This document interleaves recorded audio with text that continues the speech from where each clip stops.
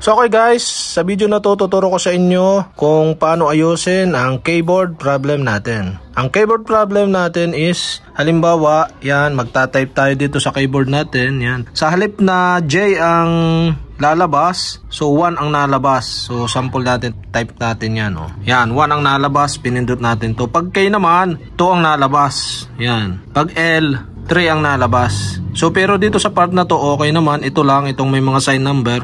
So ano nga bang gagawin yan para maging okay ang inyong keyboard? So ang gagawin nyo lang is press nyo lang itong FN na button, press nyo, kasunod ng numlock button yun, yun yung F11. Yan, press and hold nyo lang, tapos release. Yan. Once na ma-press ninyo itong dalawa, okay na yan.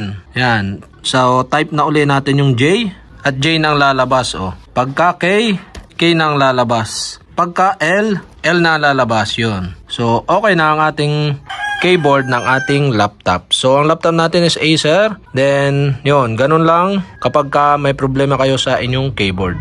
Yung wrong typing ng inyong keyboard sa inyong laptop. So, ganun lang kadali. At sa mga katanungan dyan, mag-comment lang kayo below. At kapag hindi ko pa kayo subscriber, mag-subscribe lang kayo sa aking YouTube channel. I-click nyo lang ang subscribe button at ang bell para updated kayo sa mga video, tutorial like this. Okay, salamat sa panonood.